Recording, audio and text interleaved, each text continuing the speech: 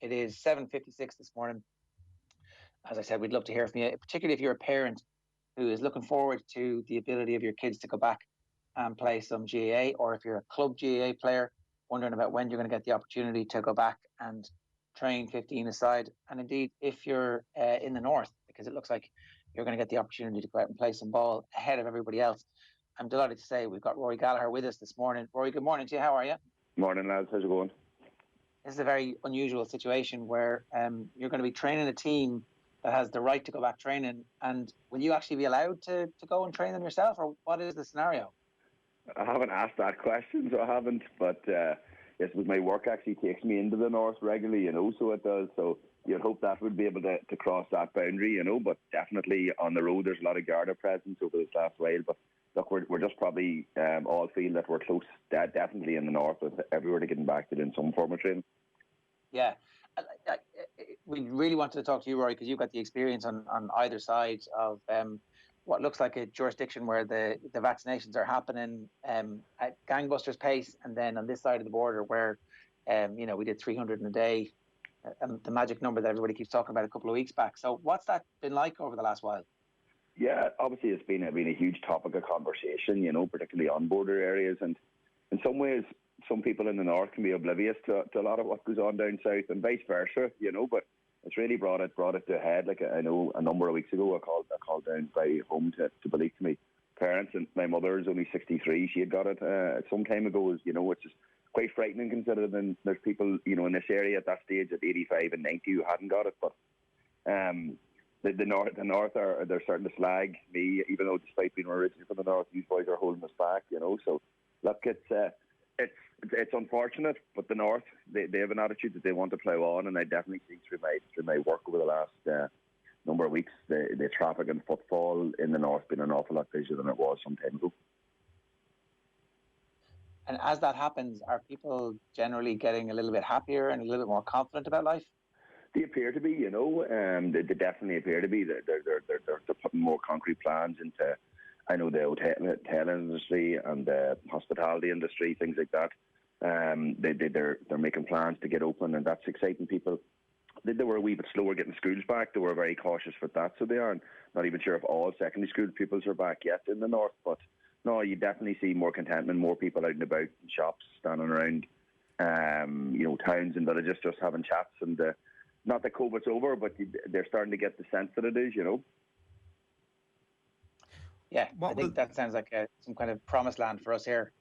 Yeah. Well, definitely, in our town here, Killybegs, which is generally very, very vibrant, during the week, it's reasonably busy because the fishing industry is deemed essential, but at the weekend, when you're driving through it or going anywhere for messages, it's like a ghost town, and it's quite scary and comparable to the north, even though the north's not at full pelt, it's still very different. Can I just ask you about the football element of things, Rory? What has your role been, I guess, as an intercounty manager over the last few weeks, and how does that now change given you're managing a team who will get that leg up and get that head start on the rest of the country? Well, I'm not certain we'll get a head start. I suppose every county management team and players that we're talking to are still probably living in the hope that inter-county teams will get back to training maybe at the start of April. I think that is the hope, but at the minute as it stands, there's no clarity in that. So we take it that we get back in pods of 15, and we've just been speaking to the different coaches and to the players about how we will go back like that come the start or the 12th of April, if that is the case. But it's just managing it. If that is the case, you have to do in two separate pods of 15. It's still going to be very, very different. I know we had a wee bit used to it in club situations last year, but it will be different. But we're very much living in the hope that inter-county teams may get the green light at the start of April. So it's obviously not full training. And is it a situation where you might have two separate locations? Is that the lengths you'd have to go to ensure that the restrictions are actually met? No, we don't. We plan to use Owen Beg, our centre of excellence, and just bring them in different time slots. That's the way we want to do it, I suppose if we get back, none of us will be any rush away. We'll be that glad to be there, and we want to be hands-on and not have to go to two separate locations. We're very fortunate that Owen Beg has a fair size of facility, You know, it's very, very well kit out, and we were used to it a wee bit last year in several pitches, so it won't be difficult to keep them apart. Probably, you know, we're talking about ourselves, senior footballers. You would hope that obviously the hurlers will get back. I'm not sure on ladies under 20, so that will be a managing process for the county board. But you know, at this stage, I'm not sure what their plans are for all that. Is there a sense within the playing group at the moment that they're just absolutely itching to get back at this point, that they feel maybe that they could have been back even sooner than now? They are. They're absolutely itching to get back. To be honest, the younger players don't talk about it that much. You know, so they don't. They just get on with it. We have a very young, youthful squad. They just get on with it. It's while we are fed up with it, I think their approach has been very mature about it. I think they're using every minute of the time. I think I told you guys before, we've got a new coach in, a strength and conditioning coach that we're really, really pleased with. He's an opportunity to bed in and really get to know them. You know, obviously not the contact time, but to be able to really work on what they need. So we try to channel it in a positive way for them. What has been the situation outside of elite footballers north of the border over the last little while? Because there's, I guess, been a lot of conversation, as you're well aware, over the last little while about getting kids back playing and allowing them to get back to, I don't know, meeting their friends and exercising, I guess, in a safe manner. Has that been allowed? Has there been a similar conversation when it comes to those in Northern Ireland? Oh, there has, definitely, you know, so it is. And I definitely see in the parks there, as I'm driving past, and grass areas, there's a lot of kids out kicking about, and many soccer matches and many rugby matches, many GAA matches going on everywhere. So you know, I do see that, you know, and I think there's only so much you can hold children. You know, I know my own age group and that, and you know, whether it's out in a park, in a green field in a state, you can't stop them kicking around. And I think there's been a relative amount of common sense applied to that, and there's mass numbers, you know. Rory, it's obviously been an unbelievably weird time over the last 18 months or so. From a management perspective, what have you learned about interacting with people and giving them responsibility, and you know, how you micromanage people or don't, and how you let people off to make their own mistakes? What has that whole experience been like from just your own leadership skills? Yeah, no, it's definitely been different. So it has, lads. I think some time ago we spoke back, and there's been huge benefits out of it. I wouldn't go as far to say everything can be done remotely now, but we discovered, you know, the amount of clubs, obviously they've been out of use, you know, have brilliant facilities, particularly in the north, you know, with regards to gym equipment. An awful lot of the lads purchased their own and got set up. So that's a big benefit that Peter Hughes, running in his coach, he's able to see what the lads have, apply it to what they need, where they can commit less time to travelling. Derry's different as well, but not a big county. Very few of them have big travelling, but we see the benefits of them doing it in smaller groups of 3s or 4s, just at people's houses now, at local club gyms, where that doesn't need the same level of contact time. It has been a different form of leadership and coaching, because you just don't see them. So you're trying to communicate with them. You know, obviously we got back for a period of 6 or 7 weeks, and that was really, really enjoyable. And we had a couple of, you know, we had a couple of National League games. We'd only one championship game, but you've got to be able to now speak to them, I suppose, in smaller groups. We're doing a few smaller group Zoom sessions, more specific to what they're going to need tactically going forward. But it's challenging. It's not how I'd like it. I don't think anybody would want to coach or manage or be involved in team sport. One of the big things you would sign up for team sport is the fun and the crack and the enjoyment.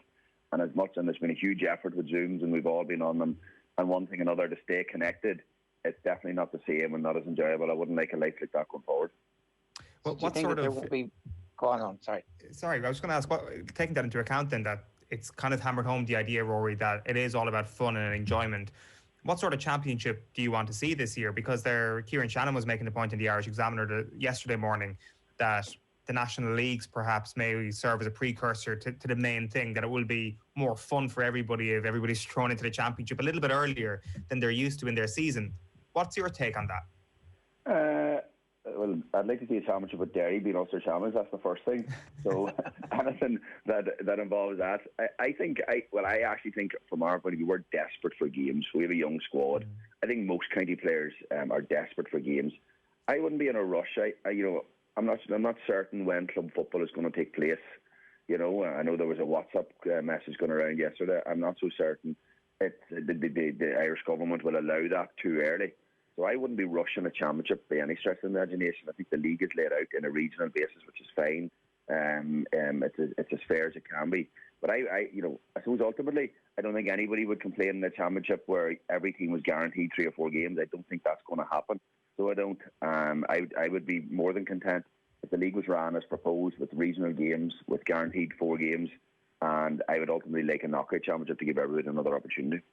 Or sorry, not a knockout, a backdoor opportunity. But thinking ahead, I know there's proposals ahead for the championship going forward. So it is, and I do see the upside of them as well, which is, in all equations, is giving county players more games, you know.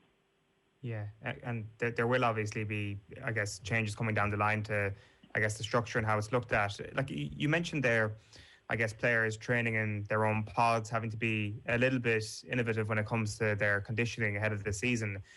Do you see that being a permanent culture change in the GAA, where perhaps pre-season times on an inter-county level are just done away with, not completely, but they're shortened considerably, and that the games to training ratio will just have to go up over the next couple of years, because maybe there is this realisation that there is more to GAA than the long trainings from October all the way through to January before you kick a ball? Yeah, I do, lads. I think it's good, definitely, but I think the big thing was, yes, the training, there was a lot of training, but there wasn't enough games. So there wasn't. I think everybody wants more games, and that's club and county, and that's the challenge for us to combine both. I see the natural order of the split season, meaning that county players who at the end of the day are fairly elite in the way they look after themselves, they generally are fitter, better conditioned than the majority of other players. So their downtime still won't be that significant. So the need for a big pre-season will definitely not ever be the same again, and it's actually lessened massively. You know, God forbid I wouldn't like to put players through what we put them through in Donegal in 2011 and 12 again. So I wouldn't, you know. I don't think that's sustainable anymore. It's a very short-term, natural lifespan. So it is. But I think if you don't play club championship to September, October, your club get any sort of run into October, possibly early November, those players will naturally take 3, 4, 5 weeks off, and then you'll be back into it in January. But again, players have a very hands-on approach now with all the strength and conditioning and physios that are involved in inter-county setup. So the downtime will be managed in the sense that they'll do the recovery, they'll work on rehab, and they'll be back at it. But no, I agree, there won't be the big, hard pre-season slog. You know, you see soccer teams, there'll be 3 or 4 weeks, pre-season, but within a week of it, they're playing games, and I see that's the way the GAA is going as well. It's the right thing to do, isn't it? Like when you look back, Rory, at your own career, and you think from the time you were 19 or 20 to the time you were 30, how many championship games did you actually play? And how ridiculous it was that you would have been playing football all year round to essentially play 10 or 12 games over a 10 or 12 year period. Yeah, God forbid you were playing for Fermanagh from maybe mid-80s to mid-90s, and they only won 2 games, so you played 8 or 9 of those years, or 10 of those years. I think they were in 16 or 17 year period where they trained and only 1 championship game, and the other years that only 2. Thank heavens for the back door, kind of early enough in my career that allowed us opportunities to play more games. But yeah, that's exactly it. You want more games, and I think ultimately more championship games would be good. You know, I really like there's a proposal coming down the road that gives everybody an opportunity to play in their own provincial championship. So it is obviously one team, say in Ulster, is going to head off to Connacht if it doesn't make it, and then into 2 groups of 4. You know, as somebody involved in Ulster and who loves Ulster Championship, you know, to be guaranteed 3 Ulster Championship games would be really, really exciting every year for every player, you know.